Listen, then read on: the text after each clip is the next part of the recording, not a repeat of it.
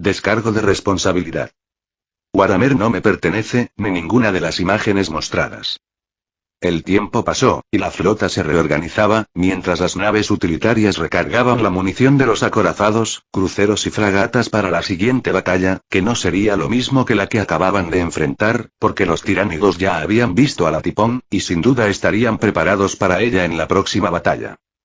Y un día después de que la flota tiranida fuera destruida, los capitanes de naves miraban aturdidos como cada 40 minutos, los astilleros de la Tipón se abrían para liberar 4 bionaves ya piloteadas por sus hijos, que salían haciendo maniobras ofensivas y probando su capacidad de fuego, disparando todos sus cañones de plasma pesados al espacio, mientras movían y maniobraban a velocidades imposibles, que harían pedazos a otras naves de su tamaño.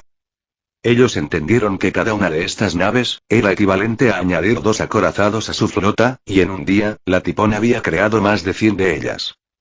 Guilliman transmitió toda esta información al planeta, para mostrarles que su promesa de convertir a los tiránidos en sus propias armas era real. Guilliman también obtuvo de los tiránidos una mejora que no esperaba, y era su propia red psíquica, capaz de enviar mensajes a toda la galaxia e incluso más allá, sin que la deformidad los afectara. Guilliman no perdió tiempo, y envió a uno de sus hijos en una de las bionaves, para llevar este conocimiento junto a los vídeos de la batalla, al Mechanicus de Marte y a la Santa Terra. Con esto, las comunicaciones serían instantáneas entre ellos.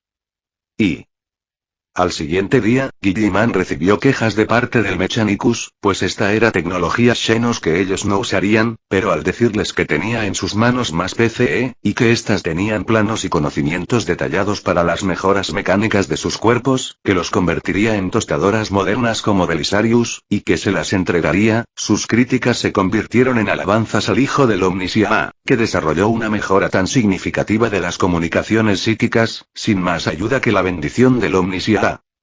La supernave Xenos, que había aplastado una flota tiranida, y que ahora estaba produciendo naves tiránidas como frijoles fritos, también fue ignorada. Los señores de Terra llamaron para sugerirle de forma sutil, que su padre apreciaría que la Tipón formara parte de las defensas de Terra, junto a la Falange. Guilliman simplemente los ignoró, pero prometió que antes de irse al otro lado de la galaxia, iría a reparar la Falange, dejándola a su máximo potencial, lo que los dejó algo calmados pues la Falange después de la Tipón, era la nave más poderosa de la que disponía el Imperio. Guilliman sabía que de hecho la Falange podía competir con la actual Tipón, y enfrentar flotas enteras por sí misma, pero ninguno de sus operadores actuales tenía la capacidad de usar esta potencia de fuego. Lo que más les debía remorder la conciencia a los señores de Terra, era que una vez en Terra había 6 de estas fortalezas, pero el Mechanicus nunca las hizo funcionar, solo podían agregar armas. Lo que ellos no sabían, era que el 99% de lo que vieron hacer a la Tipón, eran sus propios agregados. La última comunicación que llegó a Guilliman, fue la de la avionave de exploración que envió, que ya había localizado a la segunda flota tiranida, en el sector Morpeum. La flota tiranida había invadido un sistema y se aproximaban a un planeta. Fuera de esto, ya habían destruido a un sistema vecino, y sus naves eran casi el doble que la flota destruida. En la información de la nave, había un cinturón de naves exploradoras alrededor de la flota tiranida. Esta vez, ellos estaban preparados para recibirles. Eso les convenía, pues su cautela haría más lento su avance sobre el sistema que ahora atacaban. Guilliman vio que esta vez la batalla podía ser demasiado para su flota, y se le ocurrió un plan para ignorar sus números, creando naves de asalto con capacidad furtiva y bombas de antimateria. Los tiránidos eran famosos por adaptarse con rapidez a las tácticas enemigas. En la línea de tiempo original, esto era presentado como una ventaja, pero él planeaba usarlo en su contra, pues al igual que esta táctica era efectiva, esa misma efectividad, los convertía en algo fácil de predecir y derrotar, más para Guilliman, que podía ver el futuro gracias a Kairos, y ya veía cómo el enjambre reaccionaba a su primer ataque, preparándose para destruir a la Tipón. Por otro lado, su rápida masacre de la primera flota tiranida, había dejado a su flota con la moral por los cielos, y ahora todos querían otra batalla contra los tiránidos para presumir de sus logros y ganar gloria. Y al finalizar ese día, la flota estaba recargada y lista para partir, pero Guilliman no avanzó, porque esperaba los refuerzos de 10.000 naves más, que enviaba el Mechanicus de Marte, y que sus nuevas bionaves traían arrastradas.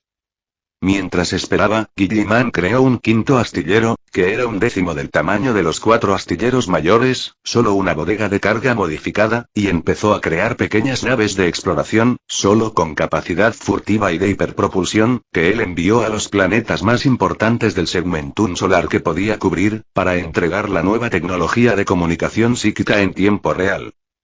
Las naves de exploración eran naves de 10 metros de largo, sin más armas que un par de repetidores de bioplasma, tan fáciles de producir como las bioesferas de almacenamiento que usaba para recolectar los restos tiránidos, por lo que podía producir miles de ellas en una hora, y en este momento, los principales mundos del segmentum solar, estaban recibiendo sus comunicaciones, y enviando sus alabanzas por su victoria sobre los tiránidos, mientras pedían unirse a su flota.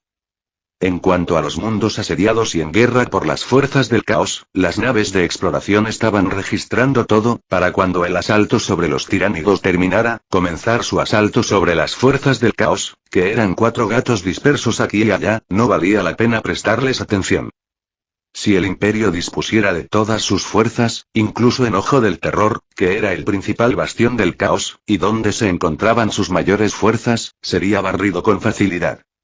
De hecho, actualmente en la galaxia, el Imperio de la Humanidad, era la facción más poderosa de todas, debido a sus números y a su poderío militar, a pesar de que no contaban con la tecnología más avanzada, y la mayoría de sus fuerzas eran humanos comunes, no marines espaciales. La debilidad del Imperio, no eran sus fuerzas militares, o los números. La debilidad del Imperio, era en primer lugar, sus comunicaciones. Una comunicación de la Santa Terra a un mundo en sus fronteras, ya podría tardar meses si la disformidad no colaboraba, y si alguien interfería bien podían olvidarse de ello. En estas condiciones dirigir sus fuerzas militares, era una pesadilla, y un planeta podía tardar años en recibir refuerzos, por lo que caería mucho antes de eso. Era un milagro que en estas condiciones, el imperio siguiera existiendo, resistiendo gracias a sus números. En segundo lugar, en estos puntos débiles fatales para el imperio, estaba su propia organización administrativa, que era otro caza sin ningún sentido. El Administratum era el peor desastre de administración conocido en cualquier universo, pues tenía que administrar toda una galaxia de mundos, y para ello debían usar un desastre de comunicaciones. Esto les obligaba a descentralizar la administración, lo que en una guerra constante, solo complicaba más la situación.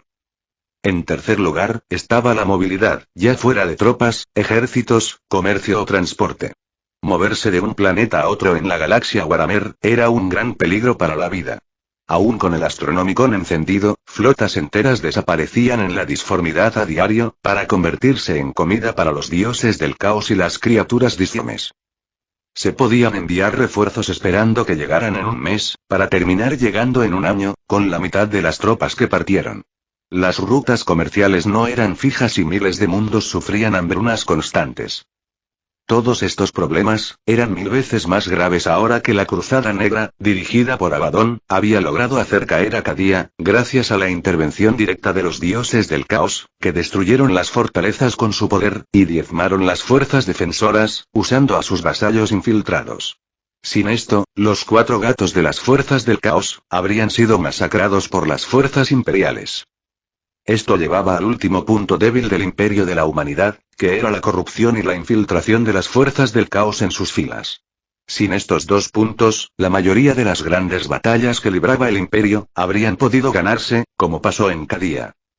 En su actual posición, Guilliman ya había lidiado con el caos del Administratum, ahora también había conseguido un método de movimiento disforme que era seguro, y comunicación que no podía ser interferido por las fuerzas del caos, y que se podía hacer en tiempo real, lo que solucionaba los 3 principales problemas.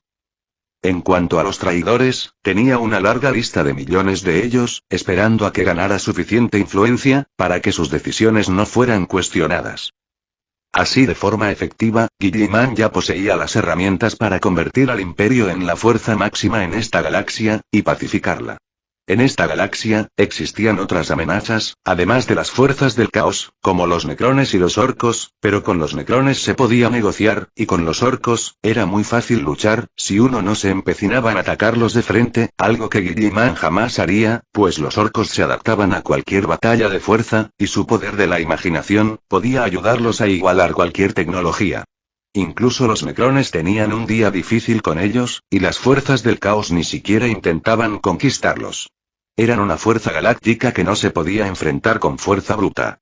Por supuesto, no eran invencibles, y Guilliman conocía su punto débil, por lo que para él, no representaban ninguna amenaza, y sin duda serían purgados.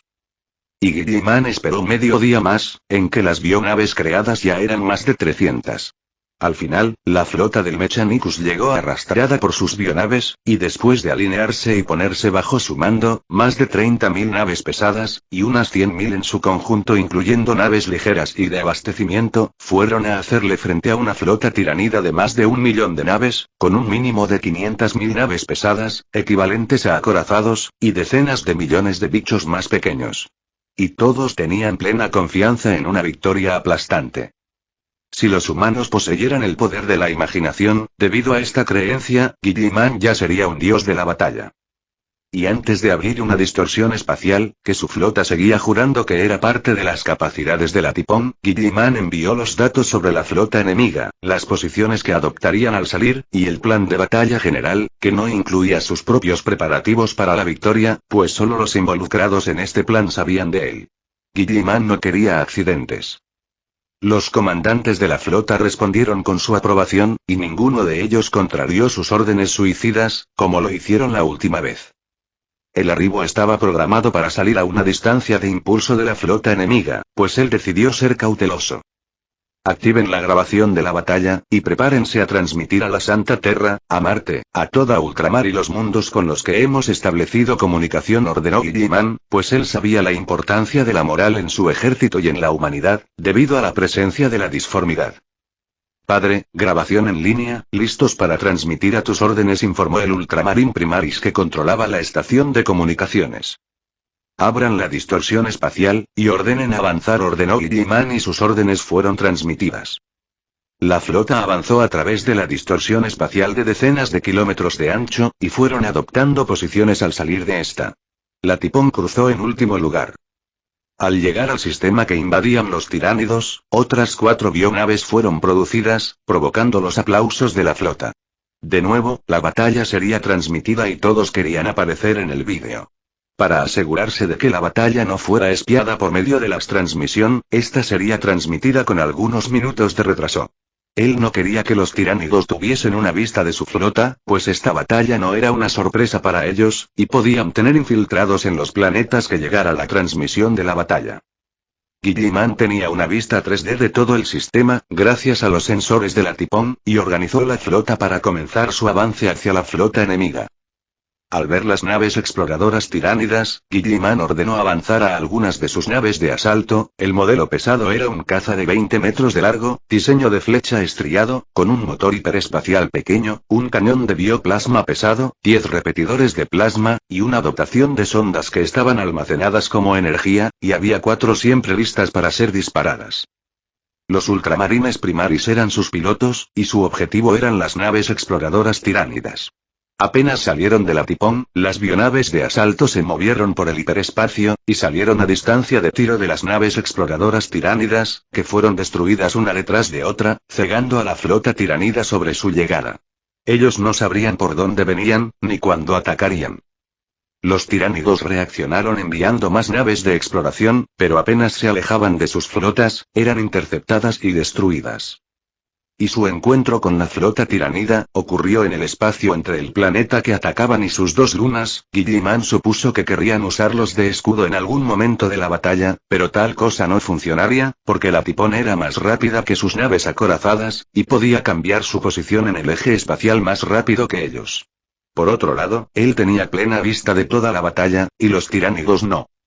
Guilliman ordenó la misma estrategia anterior, atacar con sus naves en filas de acorazados, con cruceros detrás y fragatas esperando la aproximación enemiga.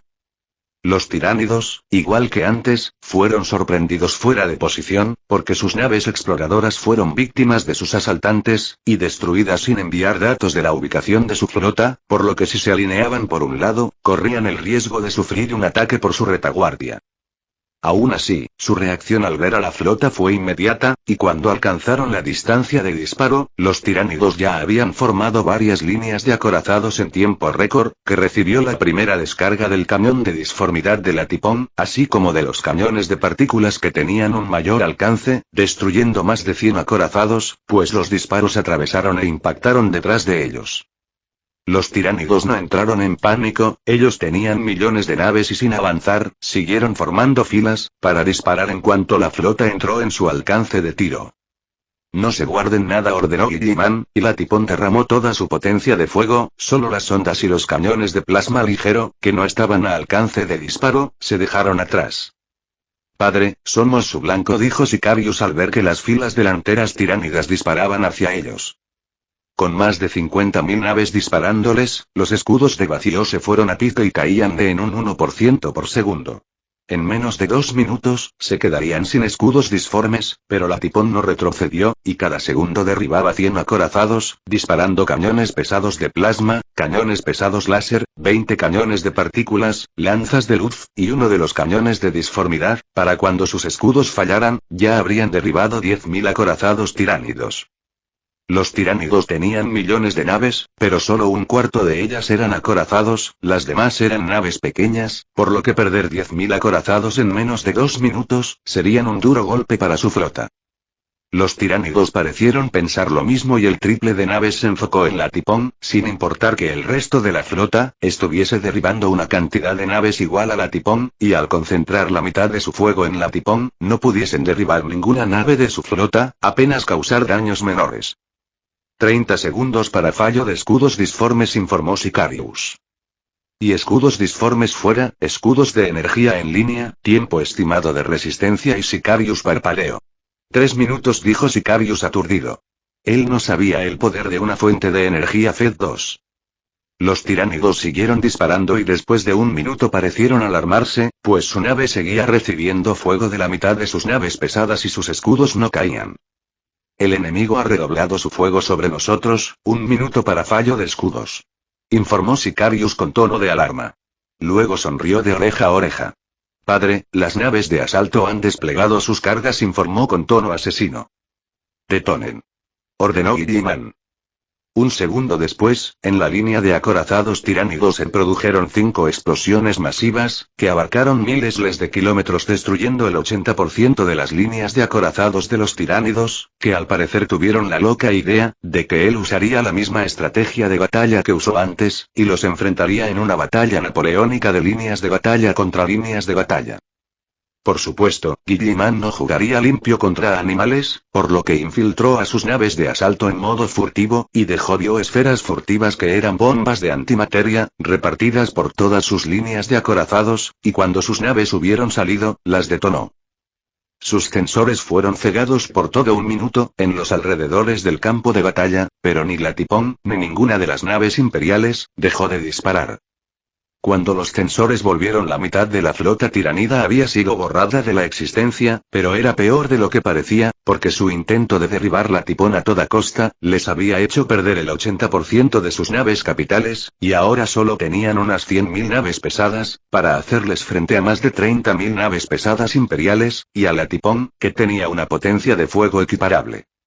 Con esta potencia de fuego, los escudos de la Tipón no podían ser penetrados, y esta sería otra masacre para los tiránidos. Guilliman tenía una superioridad tecnológica abrumadora sobre ellos, no había forma de que le ganaran una batalla con números. Infiltrar sus naves fue solo diversión, su plan original era crear bombas con capacidad de hiperpropulsión y mandarlas a estallar en su cara. Mientras Guilliman estuviera en esta galaxia, a los tiránidos solo les quedaba morirse de hambre en el vacío fuera de la galaxia. Con la Tipón al frente recibiendo la mayor parte del fuego enemigo, diezmando 10.000 acorazados enemigos por minuto, y destruyendo todo intento de bloqueo, los tiránidos volvieron a ser masacrados, sus más de 100.000 acorazados restantes, destruidos por la Tipón en menos de 2 minutos, y sus naves ligeras enfrentando la potencia de fuego de más de 30.000 naves pesadas, y 50.000 fragatas.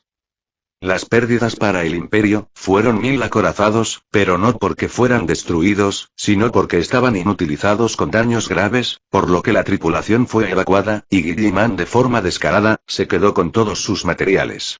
Sus bionaves acorazadas, era biomasa, pero también tenían sistemas que requerían metales, como los motores, fuentes de energía subespaciales, y algunos sistemas de enlace. Crear armaduras para sus hijos tampoco era barato. Guilliman se hizo el desentendido, cuando sus esferas recolectoras de restos convirtieron a los acorazados abandonados en sus propios recursos, y los capitanes que lo vieron y el Mechanicus que se preparaba a salvar lo que pudieran, no se atrevieron a decirle nada. Sin él allí, se habría necesitado una flota 100 veces mayor para hacerle frente a los tiránidos, y sus pérdidas serían catastróficas. Cuando la batalla terminó, y Guilliman liberó las esferas desintegradoras para recoger la biomasa, de la cual 3/3 partes se perdieron, principalmente debido a las explosiones de antimateria, él llevó a la flota al planeta atacado, y volvió a controlar a los tiránidos que quedaron atrás, para que fueran enviados de forma voluntaria, como recursos de biomasa a la Tipón. A pesar de que 2 planetas de sus sistemas habían sido arrasados, y los tiránidos llevaban 4 días atacándolos, el planeta aún conservaba a la mitad de su población y fuerzas de defensa. Guilliman, después de controlar a los tiránidos, curó a todos los heridos y trajo a sus esferas para remover los escombros de sus ciudades, mientras la batalla con los tiránidos se transmitía por todo el imperio, al menos la parte de este con quienes se podía comunicar. Guilliman sabía que la ofensiva tiranida no había terminado, y al terminar la batalla, envió una bionave a donde sabía tocaría otro de sus tentáculos, que era Baal, al otro lado de la galaxia. Y después de retomar el planeta, Guilliman, con el Astronomicon a plena potencia iluminando media galaxia, no pensaba detener su reconquista de mundos. Él ya tenía más de 300 bionaves que apoyarían la creación de otras flotas, por lo que era hora de usar el mismo método de reconquista que en el Segmentum solar. Guilliman volvió a separar la flota en defensa y ataque, y preparó al resto para continuar su cruzada, y poner en orden el Segmentum Tempestus, el Segmentum Ultima, y el Segmentum Pacificus. Y con la flota dividida, y los objetivos establecidos en los planetas que tenían las mayores flotas y ejércitos, Guilliman dio inicio a su cruzada sorprendiendo a flotas enemigas enteras que atacaban los planetas, llegándoles por la espalda, y apoyando a las flotas de defensa, que ya llevaban meses resistiendo el ataque. Así, las fuerzas de la cruzada destruyeron las flotas enemigas dispersas, que no eran muchas, porque los traidores eran pocos y sus flotas reducidas. Ellos solo atacaban planetas con recursos valiosos o capítulos de marines. Con el nuevo sistema de comunicaciones que era en tiempo real, la organización de estas fuerzas solo le tomaba un segundo, y la reconquista de los 3 territorios de este lado de la cicatriz Maledictum avanzó a gran velocidad, pues cada flota solo tomaba un par de días para destruir las flotas enemigas y pacificar los planetas, dejando la victoria en manos de sus ocupantes, y partiendo con refuerzos a otro planeta. La guerra no terminaba en los planetas visitados, pero la victoria era inminente, pues contaban con el agregado de capítulos de marines espaciales, o refuerzos de la Guardia Imperial, además de un enviado estratega, que era uno de sus hijos mejorados, para encargarse de que la administración fuera establecida conforme a sus nuevas leyes. En los mundos que no recibieron ataques, que eran la mayoría, las naves de exploración dejaban tecnología de comunicación subespacial y la nueva tecnología, y si tenían alguna flota, algunas de estas naves eran remolcadas a la Tipón para su actualización. El Mechanicus también había recuperado la comunicación con sus mundos forjas, y defendido a estos con el movimiento rápido de sus flotas, pues algunos de sus mundos fueron un blanco prioritario para los traidores. Con los mundos forjas asegurados, las PCE fueron entregadas y la construcción de motores y sistemas de comunicación se hizo aún más masiva. Y siguiendo el método de Guilliman y las nuevas tecnologías, que en realidad no eran nuevas, en 2 años, todo el imperio de este lado de la cicatriz Maledictum ya estaba comunicado, y sus mundos asegurados y puestos bajo las nuevas leyes imperiales. La flota de Guilliman contaba con más de 1 millón de naves pesadas, divididas en más de 40.000 flotas de entre 20 y 25 naves pesadas. Sin embargo, el mayor añadido a su poder militar, no eran las flotas imperiales, sino sus propias bionaves, que él no había dejado de producir y que ya superaban las 50.000, de las cuales la flota imperial solo tenía conocimiento de 2.000 de ellas, porque Guilliman había ocultado el resto en un planeta sin atmósfera, y cubierto por la sombra de la disformidad que él mismo creaba. Además de esta flota de ataque, él también podía crear tiránidos, que serían marionetas bajo su control, y a los cuales había mandado a trabajar en operaciones mineras en mundos deshabitados, extrayendo miles de millones de toneladas de recursos para él, por lo que ya no necesitaba negociar con el Mechanicus o Terra para obtenerlos. Por todo esto, a poco más de 2 años desde su llegada a este universo, y la apertura de la cicatriz Maledictum, él seguía imbatible, y los demonios corrían despavoridos al verlo. Solo en la Tierra él había asimilado a 8 cortes de Corne, y 8 devoradores de almas.